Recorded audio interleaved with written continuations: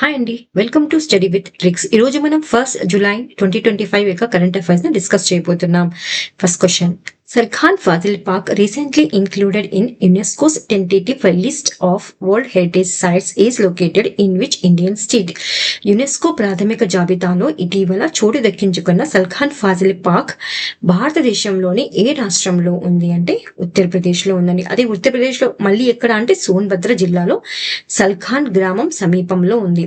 ఇది ప్రపంచంలోనే ప్రాచీనమైనది అంటే సుమారుగా 1.4 బిలియన్ సంవత్సరాలకు పురాతన క్రితం ఏర్పడినటువంటి స్ట్రొమాటో లైట్ ను పోలి ఉంది. ఇది అసలు భూమిపైన జీవం ఉండడానికి పురాతన ఆధారాల్లో ఒకటిగా చెప్పవచ్చు. సో యునెస్కో వచ్చింది కాబట్టి చాలా ఇంపార్టెంట్. అంతేకాకుండా ప్రపంచంలో అన్నారు కాబట్టి చాలా ఇంపార్టెంట్ అనేది. ఇంకొకటి క్వశ్చన్స్ ను రెండు విధాలుగా ఫ్రేమ్ చేయొచ్చు. ఒకటి 1.4 బిలియన్ సంవత్సరాల క్రితం ఏర్పడినటువంటి స్ట్రొమాటో లైట్ ను పోలి ఉన్నటువంటి శిలాజ పార్క్ ఏ రాష్ట్రంలో ఉంది అని అడగచ్చు. ఆ శిలాజ పార్క్ పేరేమిటి అని అడగచ్చు. లేకపోతే యునెస్కోలో చేరినటువంటి ఆ శిలాజ పార్క్ ఏ రాష్ట్రంలో ఉంది అన్న కూడా చెప్పవచ్చు. సో ఇలాగా డిఫరెంట్ క్వశ్చన్స్ అడగడానికి ఆస్కారం ఉందండి. What is the primary objective of the upgraded Sugamya Bharat app? Upgrade చేయబడిన సుగమ్య భారత్ యాప్ యొక్క ప్రధాన లక్ష్యం ఏమిటి? To enhance accessibility for persons with disabilities and senior citizens.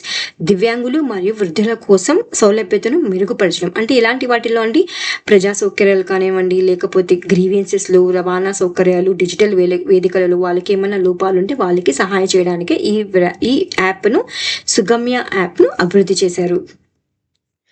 Which country hosted the NATO summit in 2025? 2025లో నాటో సమ్మిట్ ను ఆతిథ్యం ఇచ్చినటువంటి దేశం ఏది అంటే నెదర్లాండ్స్ అంట.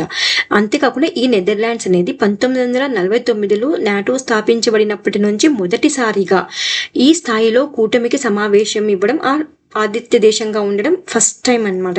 ఇది నెదర్లాండ్స్ అనేది. ఇది ఎప్పుడు జరిగింది అంటే June 24 and 25 తేదీల్లో ఎక్కడ అంటే ద హేగ్ లోని వరల్డ్ ఫోరంలో జరిగింది. అంతేకాకుండా దీనికి 30 నాటో సభ్య దేశాలు కూడా హాజరయ్యారండి. Which global cyber operation did Interpol conduct between January and April 2025 to combat international cyber crime? జాతీయ అంతర్జాతీయ సైబర్ నేరాలను ఎదుర్కొనడానికి ఇంటర్పోల్ 2025 జనవరి నుంచి ఏప్రిల్ వరకు నిర్వహించినటువంటి గ్లోబల్ సైబర్ ఆపరేషన్ పేరు ఏమిటి అంటే open operation secure. On which date is International Asteroid Day observed annually? ప్రతి సంవత్సరం ఇంటర్నేషనల్ ఆస్ట్రాయిడ్ డే ఏ తేదీన నిర్వహించబడుతుంది అంటే June 30th అండి.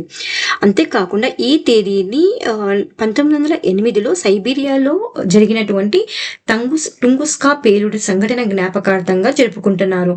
అంటే అప్పుడు ఏం జరిగిందంటే ఆ సంఘటన ఒకసారిగా ఒక భారీ ఆస్ట్రాయిడ్ వాతావరణంలో పేలిపోయి సుమారుగా 2000 చదరపు కిలోమీటర్లు ఉన్నటువంటి అడవిని ధ్వంసం చేసింది. సో అందుకనే ఆ ఉద్దేశంతో భవిష్యత్తులో భూమిని ప్రభావితం చేసే అవకాశం ఉన్నటువంటి ఆస్ట్రాయిడ్ల గురించి ప్రజల్లో అవగాహన పెంచడం, అంతేకాకుండా పరిశోధనకు ప్రోత్సాహం ఇవ్వడానికి June 30th ఇంటర్నేషనల్ ఆస్ట్రాయిడ్ డేగా జరుపుకుంటున్నాం. In which state was the foundation stone recently laid for a cutting-edge green data center? Cutting-edge green data center ను పునాది రాయి ఇటీవల ఏ రాష్ట్రంలో వేయబడింది అంటే గాజియాబాద్ ఉత్తరప్రదేశ్లో వేయబడింది.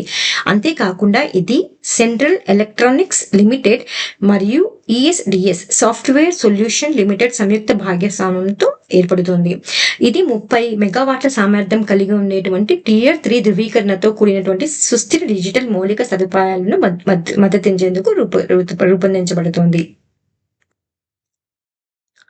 Iron cub 3 the world's first. చూడండి ఇక్కడ ప్రపంచంలోనే మొదటిసారిగా అనమాట ఇది. So iron cub 3 the world's first jet powered flying humanoid robot was developed by which country? ప్రపంచంలో మొట్టమొదటిసారి ఇది జెట్ శక్తితో పనిచేసే ఫ్లయింగ్ హ్యూమనాయిడ్ రోబోగా ఇదేని ఐరన్ కబ్ 3 ను ఏ దేశం అభివృద్ధి చేసింది? ఏదంటే ఇటలీ దేశం. ఇటలీ దేశంలో ఏది అభివృద్ధి చేసిందంటే ఇటాలియన్ ఇన్స్టిట్యూట్ ఆఫ్ టెక్నాలజీ అండి. ఇందులో 4 మైక్రోజెట్ టర్బైన్లు, అధునాతన ఏరోడైనమిక్స్ మరియు న్యూరల్ నెట్వర్క్స్ ఆధారిత ఏఐ సిస్టమ్తో పనిచేస్తుంది. సో మీకు సింపుల్గా అడగచ్చు, ఐరన్ కబ్ అంటే ఏమిటి?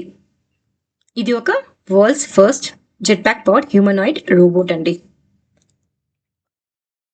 Which organization coordinated the scientific review that led to the survey of India, updating India's official coastal line length to 11,098 kilometers? భారతదేశ అధికారిక తీరరేఖ పొడవును 11,098 కిలోమీటర్లుగా నవీకరించేందుకు సర్వే ఆఫ్ ఇండియా నిర్వహించినటువంటి శాస్త్రీయ సమీక్షను ఏ సంస్థ సమన్వయం చేసింది అంటే ద నేషనల్ హైడ్రోగ్రాఫిక్ ఆఫీస్. జియోగ్రఫీలో ఇలాంటి క్వశ్చన్స్ అడిగేటువంటి ఆస్కారం ఉందండి. ముందైతే ఎంత ఉంది మనది 7,516 కిలోమీటర్లు, కానీ ఇప్పుడు 11,098 కిలోమీటర్గా అప్డేట్ అయ్యిందండి. అప్డేట్ ఎవరు చేశారు? సర్వే ఆఫ్ ఇండియా అప్డేట్ చేసింది.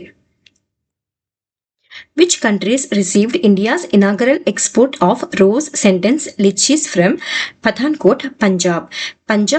భారతదేశంలోని పఠాన్కోట్, పంజాబ్లో ఉత్పత్తి చేసినటువంటి గులాబీ వాసనల గల లీచీలను ప్రథమంగా ఎవరికి ఎగుమతి చేశారు అంటే యుఏఈ మరియు ఖతర్ అండి. సో ఇలాంటి క్వశ్చన్స్ నాకు ఇంకా గుర్తుంది, గ్రూప్ 2లో అడిగారండి ఈ క్వశ్చన్స్. సో అందుకే ఈ క్వశ్చన్ నేను పిక్ చేసుకున్నా, ఒకసారి రివైజ్ చేసుకోండి.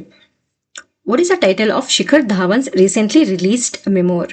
శిఖర్ ధావన్ ఇటీవల విడుదల చేసినటువంటి స్వీయ చరిత్ర పుస్తకానికి పేరేమిటి? The one cricket, my life and more. Which Indian state government launched the afforestation initiative called Without seed shower? Again environmental క్వశ్చన్లో, ఎన్విరాన్మెంట్ సబ్జెక్ట్లో చాలా ఇంపార్టెంట్ క్వశ్చన్ అండి ఇది. వితౌట్ సీడ్ షవర్ అనే వన సంపద పెంపుదల కార్యక్రమాన్ని ప్రారంభించినటువంటి రాష్ట్ర ప్రభుత్వం ఏది అంటే Kerala. Which Indian state government is spearheading the transformation of INS Gular into the country's first underwater museum అండి? ఇది కంట్రీలోనే ఫస్ట్, మళ్ళీ ఇక్కడ ఫస్ట్ వస్తుంది. అంతేకాకుండా ఇది అండర్ వాటర్ మ్యూజియం అండి ఇది. సో ఐఎన్ఎస్ గుల్లార్ను కంప్లీట్గా అండర్ వాటర్ మ్యూజియంగా మార్చేస్తున్నారు. ఏ రాష్ట్ర ప్రభుత్వం మారుస్తుందంటే మహారాష్ట్ర ప్రభుత్వం. Which Indian state is home to the country's first quantum computing valley? భారతదేశపు మొట్టమొదటి క్వాంటమ్ కంప్యూటింగ్ వ్యాలీ నిర్మాణం ఏ రాష్ట్రంలో చేపడుతోందంటే Andhra Pradesh. Which petrol vessel recently inducted into the Indian Coast Guard in Goa is the first under the 8-vessel fast petrol vessel project by Goa shipyard limited? గోవాలోని Goa shipyard limited నిర్మిస్తున్నటువంటి, అంటే ఏది నిర్మిస్తోందంటే Goa ship yard దీన్ని నిర్మిస్తోంది. ఏ రాష్ట్రంలో అంటే గోవాలో. ఎన్ని నిర్మించడానికి ప్లాన్ వేశారంటే 8 అన్నమాట. సో 8లో ఇది మొదటిది. సో మొదటిగా భారత తీరదళంలో చేర్చబడినటువంటి గస్తీ నౌక అండి ఇది. Adamya fast patrol vessel. Who has been appointed as the new chief of India's external intelligence agency RA? భారతదేశ బాహ్య గూఢచార సంస్థ అయినటువంటి రా రీసెర్చ్ అండ్ అనాలిసిస్ వింగ్ యొక్క నూతన చీఫ్ గా ఎవరు నియమితులయ్యారు? ఎవరి ప్లేస్ లో అండి? అజిత్ దోవల్ ప్లేస్. సో అతని పేరు ఏంటండి? పరాగ్ జైన్. ఇది క్విజ్ క్వశ్చన్ అండి. In which country will prime minister Modi attend the bricks summit in July 2025? ప్రధానమంత్రి మోదీ గారు 2025 జూలైలో బ్రిక్స్ సమ్మిట్ కి హాజరవుతున్నటువంటి దేశం ఇది. ఈ క్వశ్చన్ నేను నిన్నటి కరెంట్ అఫైర్స్ లో ఎక్స్ప్లెయిన్ చేశానండి. తెలియకపోతే ఒకసారి గూగుల్ సెర్చ్ చేయండి, లేకపోతే నిన్న కరెంట్ అఫైర్స్ అన్న ఒకసారి వాచ్ చేయండి.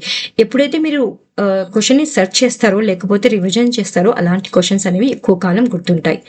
Thank you so much for comment చేయండి కంపల్సరీగా. Thank you so much for watching current affairs of 1st July.